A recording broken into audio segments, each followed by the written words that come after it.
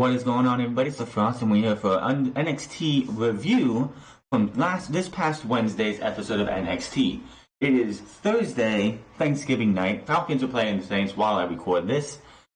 I haven't been able to get to NXT until tonight, so you guys will be seeing this up on Friday. So, before we get into the review, we all know, elephant in the room, we'll talk about it right now. Corey Graves. With the most boneheaded tweets of the week happening on Saturday. NXT TakeOver War Games is happening. NXT TakeOver War Games is having a good pay-per-view, a good show. Corey Graves decides to tweet, just for the record, there's a WWE Hall of Famer and a former Ring of Honor champion on commentary. Just, maybe they probably have a word. He pretty much says they can't get a word in edgewise, but he doesn't say it that way. Now, if you're somebody normal, this would just pass you by. Not you're gonna think anybody. It's like, oh, he doesn't like that. Oh well. This was obviously a clear shot at Mauro Ranallo. The problem with this is that Mauro Ranallo is well documented to suffer from bipolar depression. Mauro Ranallo was not at Survivor Series. Given the circumstances, I was glad he wasn't on Survivor Series because I did not want to see his talents being stifled by Vince McMahon's strict commentary rules. So, I'm like, when they announced that they were going to have NXT on Survivor Series, I was like, please don't let Mauro be on there, because if they do, they'll just do everything they can to take away what makes Mauro Ranallo. But I didn't want it to be this way. So he showed up to the building, him and Frank Shamrock, his friend, and then they left. And he was supposed to be back tonight, on Wednesday, but that did not happen. It was Tom Phillips. Not for nothing, Tom Phillips is a suitable replacement when need be. But with the circumstances absolutely suck. Corey Graves came on his podcast on Wednesday and gave the most phoniest, fakest, insincere apology I have ever heard, read, or seen. He didn't mention Mauro by name. He gave you... It just came off as Vince McMahon and the company told me to have an apology, and I was going to do it on commentary. I was going to do it on After the Bell, because this podcast is subpar at best, and no one listens to my podcast on day of or in the week, so I got to do everything I can to get clicks. The plan that Corey was going to do was that the reason he didn't, I don't think he intentionally meant to, throw shade at Mauro Ranallo to the part of where it would be something that would set Mauro Ranallo off. But Corey Graves should know that, and anyone who works in WWE should know, is that something like that, something as little as that, is going to set him off and put him in a bad place. I hope that Mauro Ranallo him taking this week off, which is what, honestly, I'm not criticizing him, but having Mauro Ranallo miss a week sucks for sure. But when they put Tom Phillips in that role, it's fine. Mauro Ranallo being gone a week, fine. We'll see him on next Wednesday, hopefully, and everything will be back to normal status quo. But it's just the fact that the tweet, it is November 28, 2019, 9:08 p.m. as I record this. And Corey Graves has still not deleted this tweet. Now, did this tweet alone cause Mauro Ranallo to go off? No. No. It's the backlash and the people on Twitter who are fans of Corey Graves who went and attacked Mauro Ranallo, who went out of their way to make Mauro Ranallo feel like shit. So it's one of those things that, oh well, he needs to grow some balls. He needs to have some thicker skin. My company would fire me. There was actually an asshole on Twitter, on one of these threads of people tweeting about this, who said, I live with depression, but I'm pretty sure my company would fire me or like be mad angry with me or something if I missed 2 weeks for being sad. First and foremost, just the fact that you said that tells me you don't know the first thing about depression. Tells me that you use the word depression as an excuse. You use the word depression to get out of things. You don't know the first thing about being fucking depressed. Depression is more than being just sad. So anybody thinking that Mauro Ranallo is just sad, you need to go and do some fucking research. I live with fucking depression. It's not fucking something fun. It comes and it goes. It's not something to take for a laughing matter. It's not something to fucking joke about. And the fact that Corey Graves put that tweet out as brand warfare and was going to use it to crack some jokes on commentary when he worked with Mauro Ranallo. That was his plan. Corey Graves was planning to crack jokes on how much he doesn't like Mauro Ranallo's commentary at Survivor Series. So you wanted to do what you could to get this guy into bad shape, if not worse shape, on on live television, on your network. Corey Graves works for a company that has the Be a Star program, the Be a Star Rally, anti-bullying campaigns. And yet, this guy goes out and gives fans fuel to bully Mauro Ranallo. Do I blame Corey Graves 100%? When you think about it, no. You can't, because if it was just that comment, one, it was very disrespectful. Two, Triple H a couple of days ago was on the conference call for War Games, which he does every single takeover. He does a conference call on Wednesday or Thursday, I don't remember which day. And he said, when someone asked about superstars asking for the release publicly, that they need to be more professional, come to us, don't just put the company on blast and be unprofessional on Twitter. And then, lo and behold, on Saturday, what does Corey Graves do? He tweets out an unprofessional tweet. I mean, if you want to be critical, don't be critical to what everybody, because there are people out there who are detractors of Mauro Ranallo who can't stand the way Mauro Ranallo does his commentary. And with you putting that tweet out there, you don't realize how much that went to people using that as fuel to make a huge fire around Mauro Ranallo. Does Corey Graves not think before he posts this? This was stupid. He should have apologized. I hope he apologized personally to Mauro Ranallo. Not over the phone, not over text, face to face. That is the only way you should give an apology. Going on after the bell, which not everybody listens to, and give an apology. Hasn't even put an apology on Twitter. Hasn't put a big, huge list on Twitter. And yet, this guy is going to be on SmackDown tomorrow, SmackDown tonight when you guys see this. He'll be on SmackDown on Friday, just as if nothing has happened. Honestly, if I'm WWE, Corey Graves should be suspended for at least a month. You put somebody who you were the catalyst. That tweet was the catalyst. You set one of your co-workers back into a depressive state that he is in rough shape. And all I can say is Mauro Ranallo is one of my favorite commentators. He is probably the best. He is the best one in WWE. And if I had to have a commentary team, Mauro Ranallo would be on that team if I was running a wrestling company. It's not fun to see that somebody just... I can understand that, yeah, he just wants to throw that out there.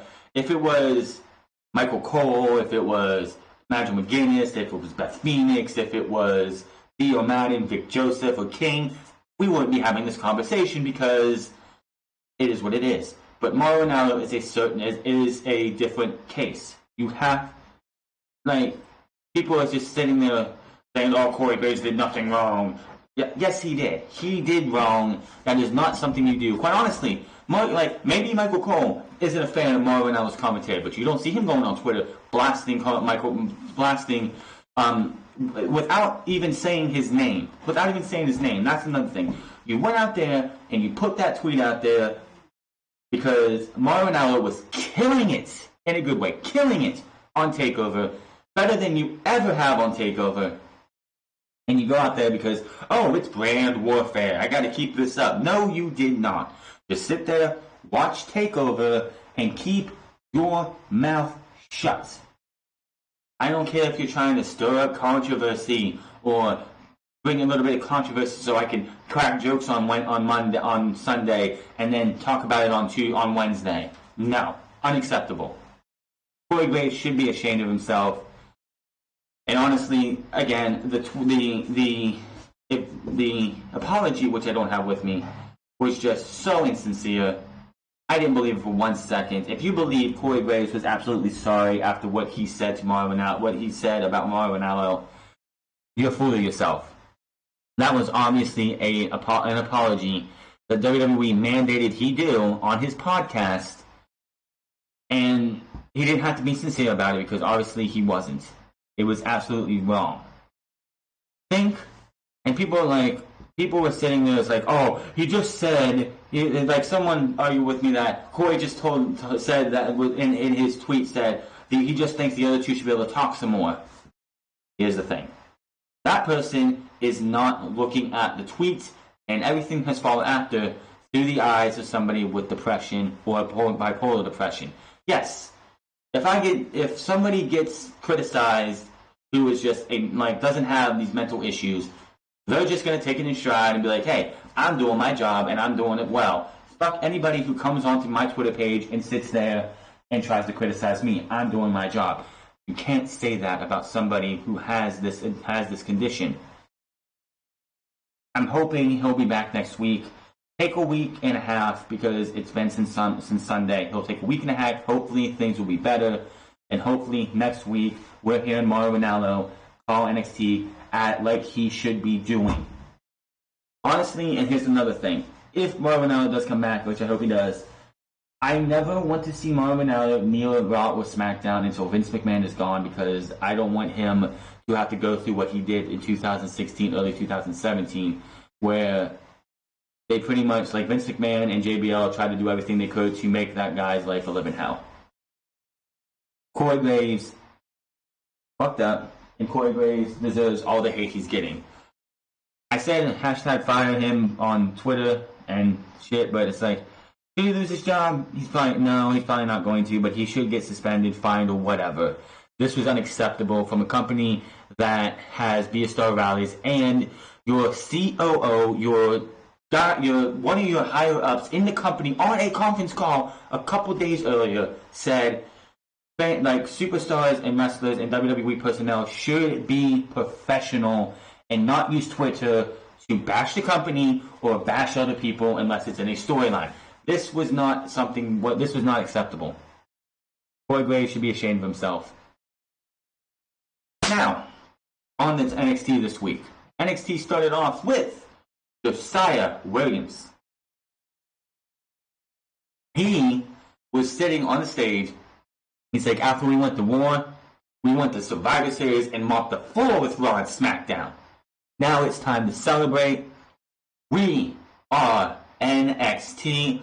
The entire roster outside of 5 individuals, came running down, all heels, all baby faces, just sitting here rocking it. He's rapping his own theme, rapping an intro, which was absolutely awesome. Josiah Williams is fucking fantastic. Wrestle and Flow, I absolutely love his Wrestle and Flow videos. I hope we will see more. Give me a Wrestle and Flow for Shayna Baszler, please. If it hasn't happened already. Give me a Wrestle and Flow for Candice LeRae. Give me a Wrestle and Flow for, let me think here. If he hasn't done Keith Lee, and others, just give me a Wrestle and Flow for everybody. Damian Priest, Pete Dunne, which I think he's already done. Killian Dane's new theme. Just give me some Wrestle and Flow, man. But they're celebrating, and then Shock the System comes on, and out comes Adam Cole, Kyle O'Reilly, Bobby Fish, and Roderick Strong. Cole says, what the hell are you all doing? Are you acting like you all did something? Keith Lee, Tom Moxley, Ciampa, Matt Riddle, and Dijakovic enter the ring. Adam Cole says the success of the weekend is because of the Undisputed Era. None of you are NXT, as he's talking to the crowd. None of you accomplished anything this weekend. The Undisputed Era is NXT, and because of that, and it's because of that NXT, and you suck, channels interrupted. It's because of the Undisputed Era that we are just getting started. We are the Iron Man of the brand. Cole says the others would love to have the night off, but not us, because Fish and O'Reilly will successfully defend their titles tonight because that's what they do. And then Tommaso Ciampa interrupts and touts the War Games win, saying that was just the beginning of the end of the Undisputed Era. And the collapse continues tonight when Lee and Dijakovic take on the NXT Tag Team titles from Fish and O'Reilly. Fans chant for Lee. Ciampa says Strong's days are numbered, and last but certainly not least, Goldie. Fans chant for Goldie. That I told you I had to go to war, but war is over, and now I'm coming for you. Out comes Finn Balor, as Tommaso Ciampa said, nobody in the Undisputed Era is in my way now, and I'm going to be getting my title back. Balor comes out and says, well, I'm in your way. And they pretty much set up a match for tonight. So that is going to be your main event of the night. But Lee talks about Ciampa beating Balor tonight. He's tired of wasting time and tells Fish O'Reilly to get in the ring for their match because it's basking season. There we go. So that is setting up. Our first match of the night is going to be Keith Lee and Dijakovic versus Red Dragon or Undisputed Era. You got a Hall of Famer Beth Phoenix, Nigel McGuinness, and Tom Phillips, who is replacing Morrow tonight. Beth says Morrow is not here, but they hope to see him back next week. I hope we all do too. Honestly, I hope Mauro Ranallo is in a better place by the end of by Monday, and is ready to go back to work on Wednesday because NXT, yes, Tom Phillips was a suitable replacement, but he is no Mauro Ranallo. Honestly, in my opinion, I think when they did the entire shuffling of the board, Tom Phillips, nothing against Vic Joseph, Tom Phillips should have got the spot on Monday Night Raw over a Vic Joseph. That's just me. NXT Tag Team title match, Keith Lee and Dominic Dijakovic versus the Undisputed Era. This was a fun match. This was absolutely just crazy. These four men going out there, or I should say 4 or 5 eventually. I wasn't going to say 4 men, but during the beginning of this match, you had Keith Lee power lift Bobby Fish, throw him outside. A little miscommunication between Bobby Fish and Keith Lee and Kyle O'Reilly, because Kyle O'Reilly was supposed to catch Bobby Fish, and Bobby Fish's head smacks off of the ground completely. And you don't think anything of it from the start because he gets right back up, but you can tell for a minute he's woozy. You can just tell he's woozy. He gets back in the ring. Referee comes over. He says something to the referee, tags into Kyle O'Reilly. They go to picture-in-picture, but you don't see the Undisputed Era's corner at all. They just keep the camera away from the corner. And when we come back from picture-in-picture, Roderick Strong is tagged in because Bobby Fish was unable to continue the match due to a concussion that he suffered due to it was nobody's fault. It was a miscommunication. It was mistimed. And Bobby Fish is concussed. It sucks that Bobby Fish seems to be getting injured here and there. But I give it up to Roderick Strong for doing what he could to come in here and make this match about a match. It would have sucked if it would have just been Kyle O'Reilly having to take on both these guys and winning or losing in a 2-on-1 effort. So it's great to see that on the orders of Wayne Regal, we had ourselves a tag team match, but it was Strong and O'Reilly instead of a Dragon. There was a point in this match after, when we came back from picture-in-picture. I think it was picture-in-picture before. Was it before or after? No, it was definitely after because Bobby Fish was there for a minute, was gone after the drop. But Dijakovic is in a armbar by Kyle O'Reilly. He's in a triangle, like an armbar. He's lifting him up. While that's happening, Roderick Strong comes over, gets goozled, and he lifts him up and slams both guys down at the same time. Got a 2 count. Absolutely craziness. Let's see. O'Reilly rocks Lee in the corner and just angers him, which you don't want to do that. Lee finally tags in and unloads on both for a pop. Lee tosses O'Reilly into Strong after more running while not by himself. O'Reilly saves Strong from a powerbomb. Lee ends up tossing them both at the same time for another pop.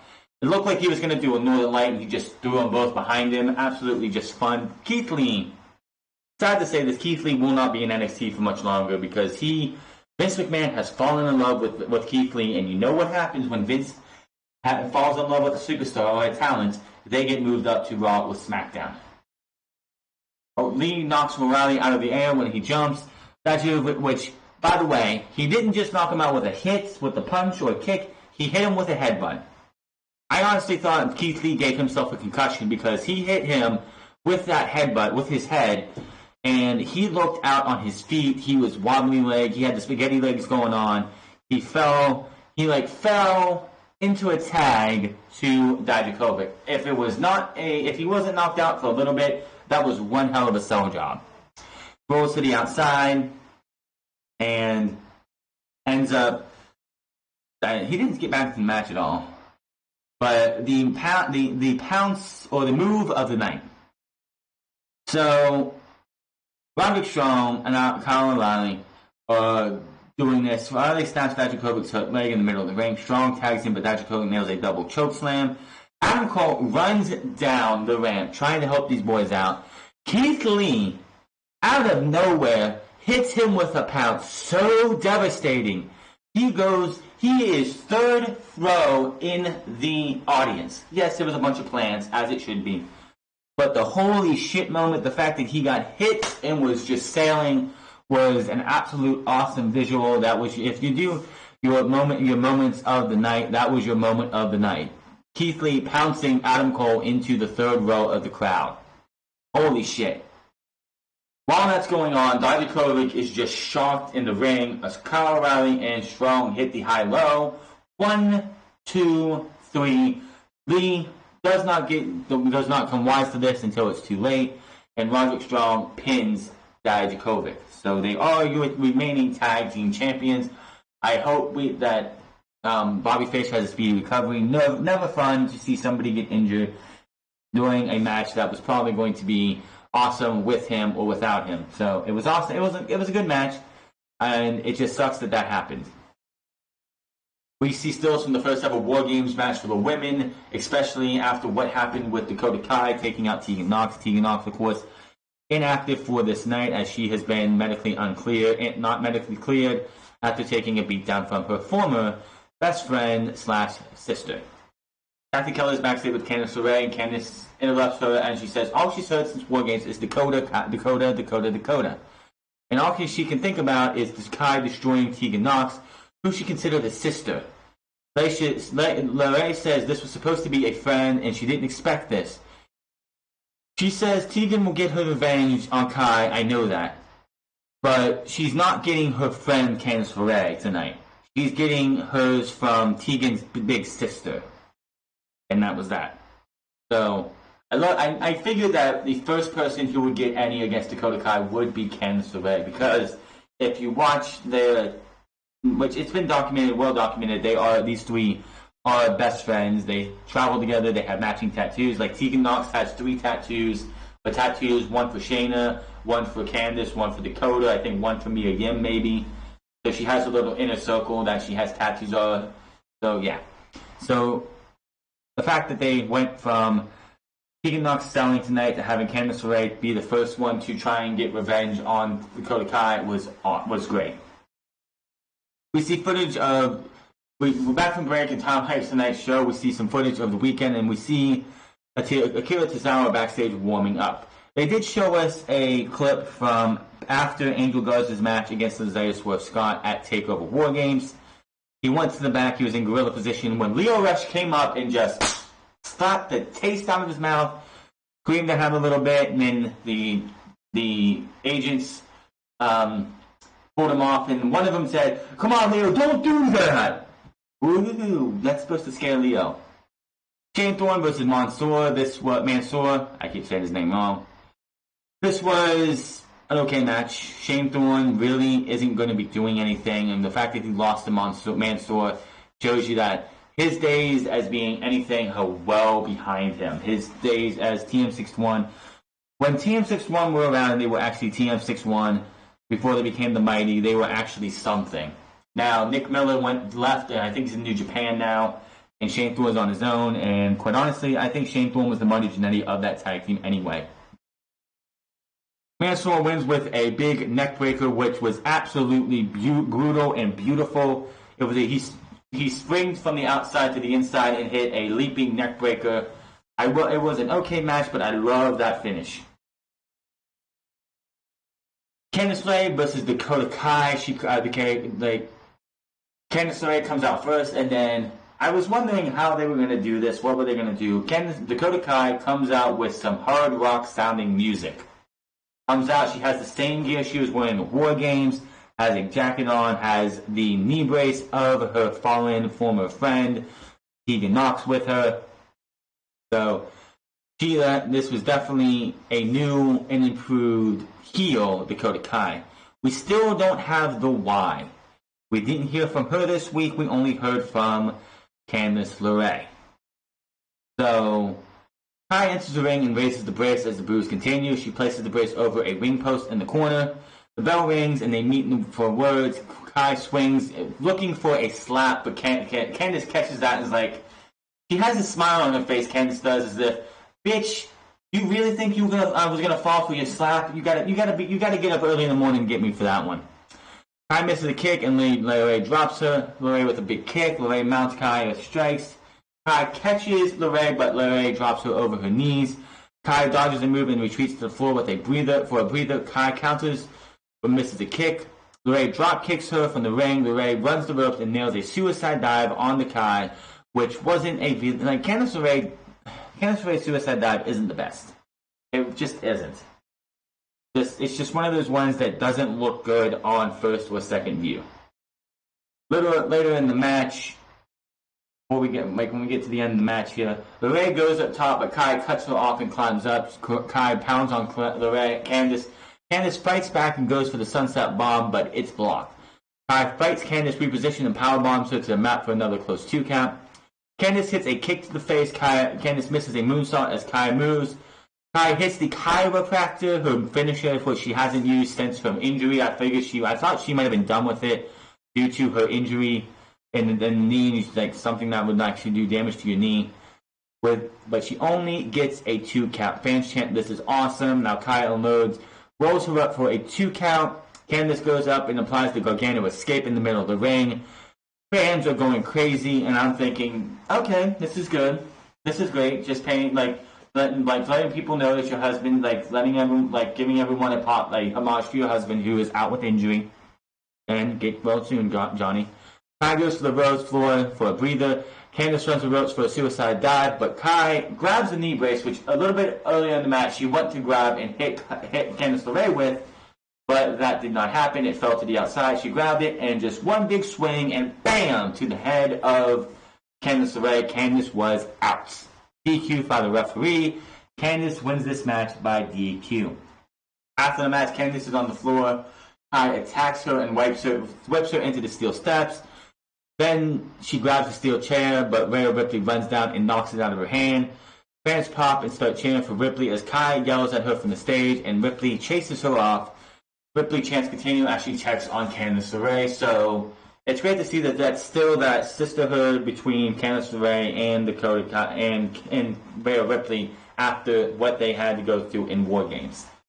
This would not be the last time we would see Rhea Ripley on this night. Kathy Kelly is backstage with Tommaso Ciampa asking him about tonight's main event. Ciampa issued the challenge to Finn Balor because he wants the match. I'll give Balor some props, but he's the one who's made the NXT title the most. He made, as in Tommaso Ciampa made the NXT Championship the most prestigious in this business, not Balor. Balor wants to stand in my way tonight, but it will be Balor's mistake. And we go to commercial. Then we get a very, very good promo vignette for Cameron Grimes. Where has this been this entire time? You had the breakout tournament, which WWE and Triple H realized was a big mistake to have Jordan Miles go over. So Cameron Grimes, he's out by a lake and by a tree. He's talking about how he's always wanted to be in this business. He always wanted to be in WWE. Just hyping himself up. And it's just, I want to see more of this. This is where we get the who is Cameron Grimes? Why is he here? What is he doing? What he's doing? This was a great fucking thing. Give me more of this. This is like this should have been after the breakout tournament was over. This should have been the first thing we seen was one of these for Cameron Grimes. Instead, we had a couple matches. Then he got a jacket, a hat, and now he looks like if he had some pants on or something. He looks like a ringmaster for the circus. He does. He looks like the ringmaster for a circus. Now let's just briefly talk about Grimes and then send us to a video package of Rhea Ripley, her highlights from Survivor Series weekend. Which Adam Cole had a hell of a weekend, so did Rhea Ripley. I'm going to say Adam Cole and Rhea Ripley were your MVPs of NXT from the past weekend. Then we go to our Cruiserweight Championship match, our second championship match, Akira Tozawa versus Lio Rush. Why were we getting a Cruiserweight Championship randomly on NXT? AEW. Of course, AEW. Somebody actually went out there and tweeted that AEW finishes their shows with with a title match or something big like that every single week while NXT is off here doing their own thing. Really now? That's why Akira Tozawa versus Lio Rush in the Undisputed Era versus Dijakovic and Keith Lee were made on Tuesday night or early Wednesday morning. Yet NXT is not trying to compete with AEW. Give me a fucking break. It would not surprise me if Adam Cole versus Tommaso Ciampa doesn't wait till Portland and we get it during NXT here in the next month or two. WWE is competing with AEW. NXT is competing with AEW. Why would we get a Cruiserweight match when Lio Rush just defended the title on Sunday's pre-show? Give me a break. Give me a fucking break. But speaking of this match, isn't it amazing how Akira Tozawa on Monday Night Raw is doing absolutely nothing, getting beat by Andrade in a squash match? 2 days before Wednesday, is getting beat by Andrade in a squash match. And then we come to Wednesday, and he's going toe-to-toe, move for move, from pillar to post, from start to finish, with Lio Rush in a highly competitive match, looking fantastic. The fact that we don't see this Akira Tozawa on Raw ever. We might have seen this maybe on 205 Live. If you watch 205 Live, I don't.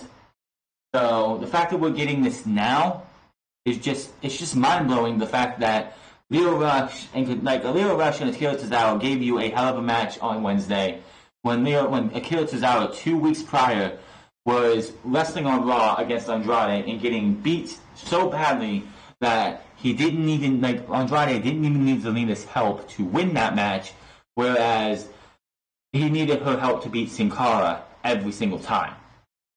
Just look at that. Akira Tozawa on Monday got absolutely obliterated by Andrade, and then 2 nights later was giving you a hell of a fucking match against the Cruiserweight Champion. That just shows you how poorly Vince McMahon has used a guy like Akira Tozawa. I said it before, I'll say it again, WWE, you need to update the Cruiserweight Championship. It is not the WWE Cruiserweight Champion, it's the NXT Cruiserweight Championship. There was a render of the Cruiserweight Championship redesigned on Twitter when I think the first time Lio Rush defended the title, or when he won the title, in which it was first time it was called NXT Cruiserweight Championship. The belt looked the same, but it was black instead of purple. The plates were the same shape, but instead of a WWE logo in the middle, it had the NXT logo with the N at the top, X in the middle, and T below at the bottom, going up from top to bottom. Why can we not get the NXT Cruiserweight Championship to look like an NXT title instead of a WWE title?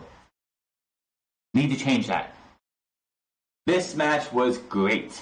These guys went out there and gave you one hell of a match. You had Lio Rush win this match, but this, again, can someone tell me why the fuck we aren't seeing this Akira Tozawa? Towards the end of the match, Akira Tozawa kicked, Lio Rush is standing on the apron. Akira Tozawa comes over, gives him a kick, goes behind him, and whips him back with a massive German suplex.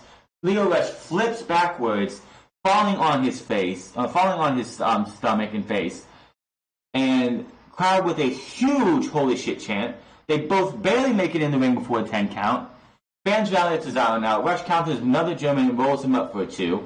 Rush unloads and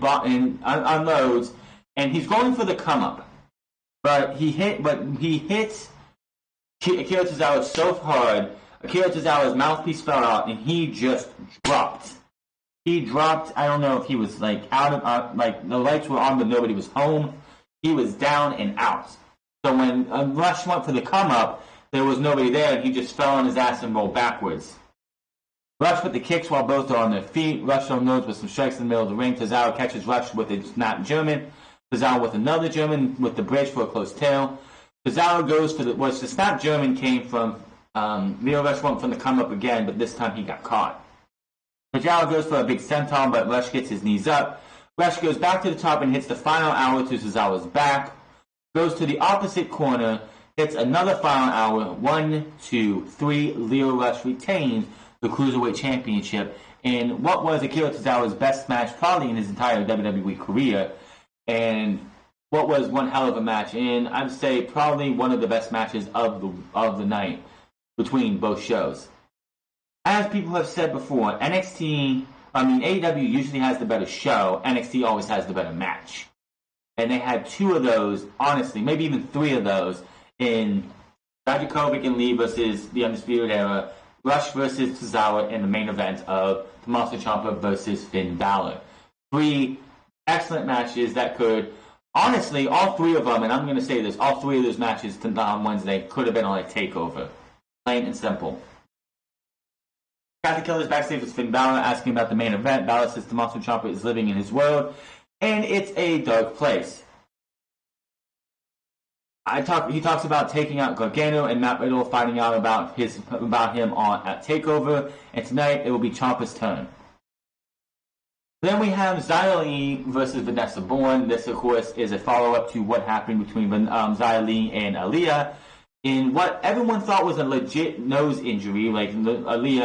Xia Li roundhouse kicked Aaliyah, apparently breaking her nose, but apparently it was a fake nose injury. It was worked. It wasn't real.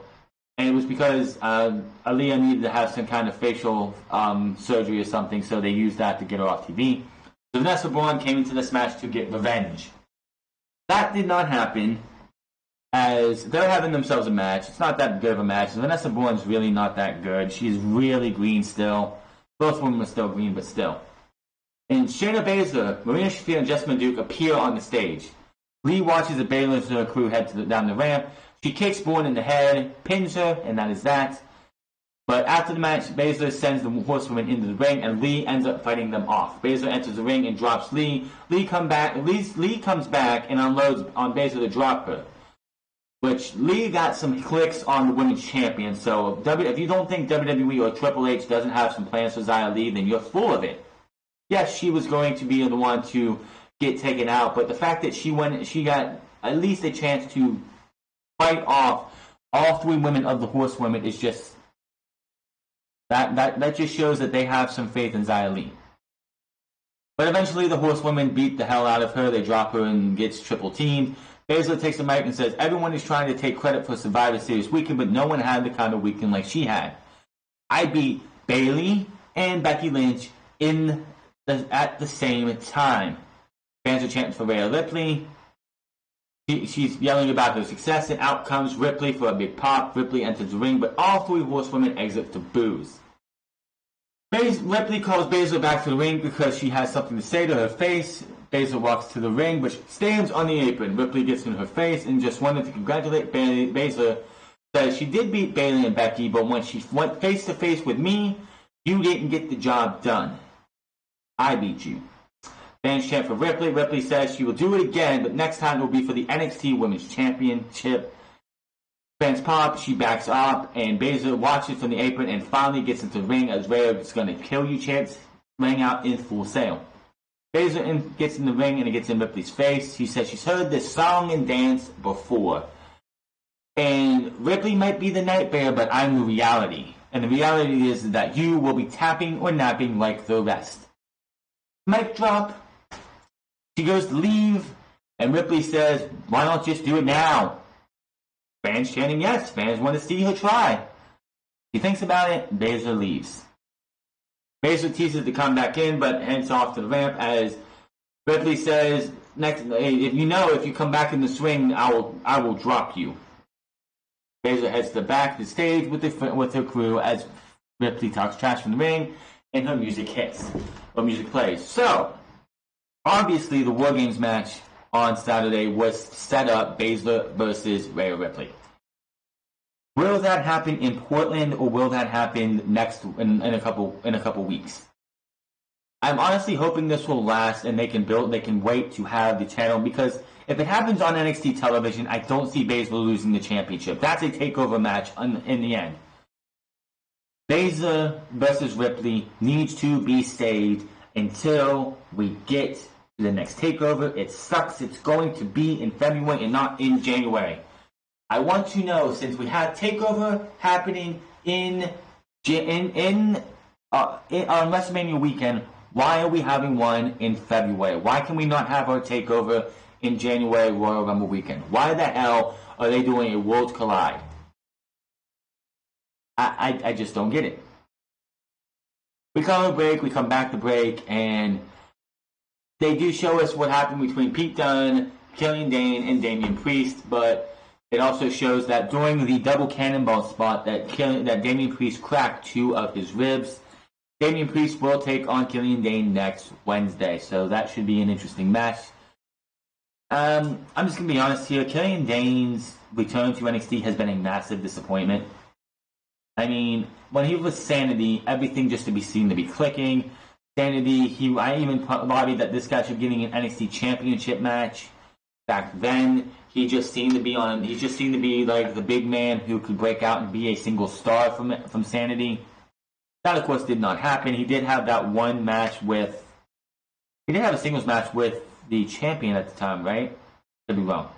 But anyway, he's come back. The feud with Matt Riddle was not good. And it just seems like whatever happened between his time in NXT and his time in the main roster and coming back to NXT, he has lost what used to make him special. It just feels like something with Killian Dane is not what it used to be. I don't know if it's him wearing the jeans or what. It just feels like the Killian Dane that we had with Sanity was a better Killian Dane than what we have now. And I'm really disappointed in Killian Dane not having a good run in NXT. It just feels like it's a failure so far. Finn Balor versus Tommaso Ciampa for the very first time. This was fun. This was a good match. NXT again showing you that this match could have been a takeover match with stakes. This could have been a number 1 contenders match for all I care. This could have been a match that was like we had Johnny Gargano versus Aleister Black, a feud ender. Was it the best match these two could have had? Probably not. They left you wanting more.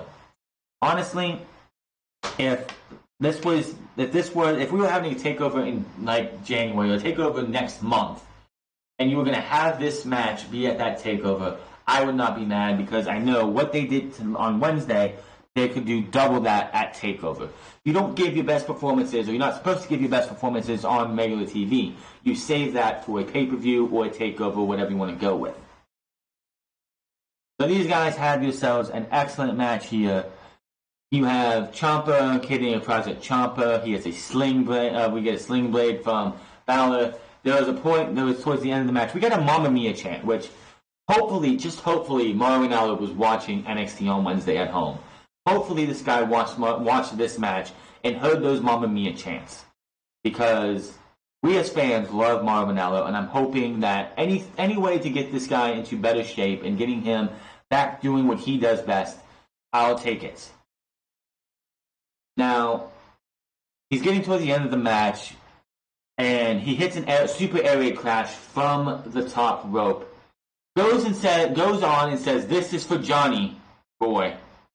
He goes for I believe it was the fairy tale ending, but Adam Cole runs down and jumps onto the apron. Balor rolls up Ciampa for a 2 after he swings at Adam Cole. Balor gets his hands on the NXT title, but Ciampa keeps fighting. The referee gets the title, and the referee made a dumb move, and that was that she left the title in the ring. This is the women's referee. She left the title in the ring, so Balor grabs Ciampa and does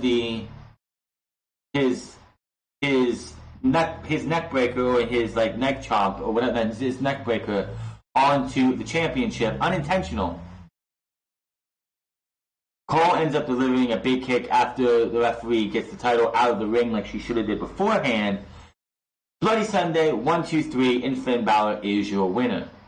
After the match, he's recovering. Cole is all smiles at ringside. He goes to replays. Cole enters the ring, walks past Balor, and gets his title from the referee.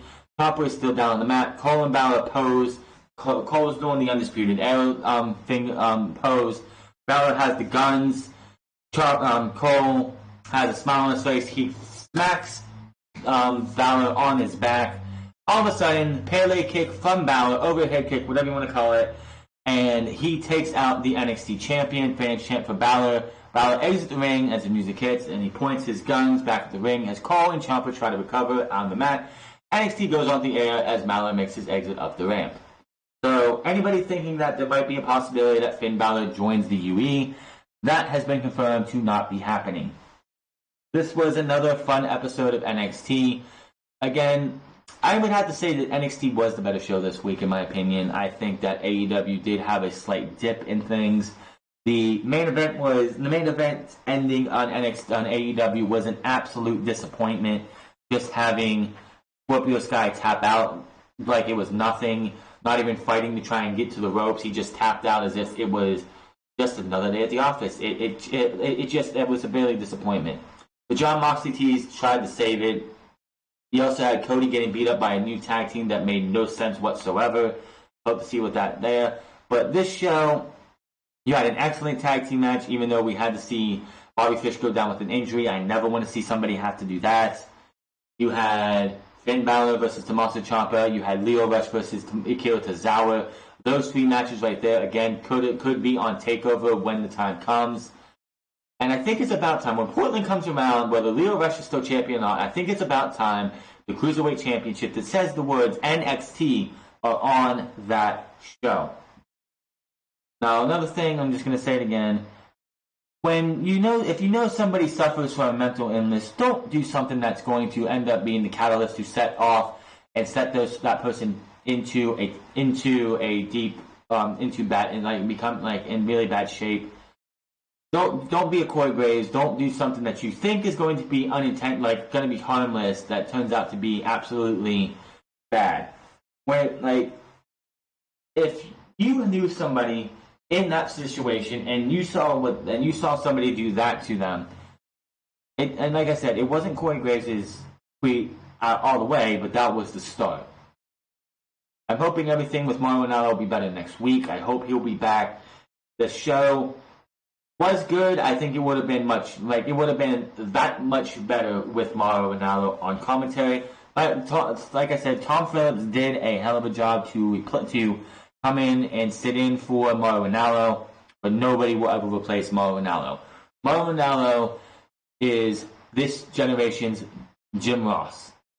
Plain and simple. But Jim Ross is on AEW, but that Jim Ross is not always at his absolute best. Jim Ross, when I mean Jim Ross, I mean Jim Ross of the late 90s, early 2000s. The guy who was just on it every single time. Go watch Kane and defend the World Tag Team titles in a TLC match because Hurricane was down and he won it on his own. That JR called that match by himself. I think that was one of JR's best calls. Don't just forget about what happened after the match because that was when Katie Vick was introduced. But this is Mauro, honestly, like NWA Power on Tuesday doesn't have Jim Cornette anymore, and they had his colleague commentate on an empty arena match by himself, and it was absolutely atrocious.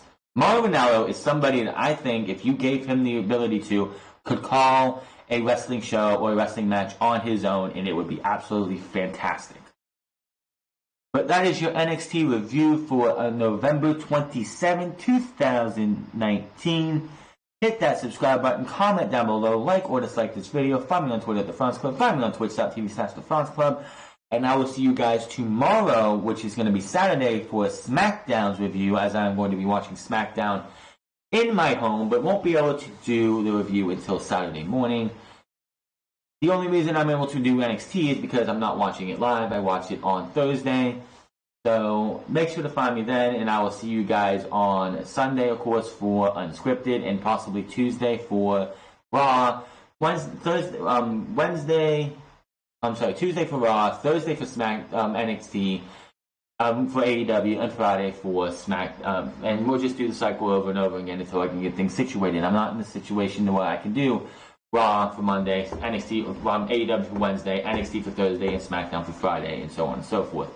So I'm making do with what I got. Also, go check out the France Plays as I'm playing through the Red War campaign for Destiny 2 with my Warlock because my dumbass decided not to record it for my Titan. So make sure you go check that out. I'll be starting hopefully some Watch Dogs 2 gameplay footage later on, like next week sometime. We'll have to figure that stuff out as we go. But I'm getting out of here, and I'll see you guys later.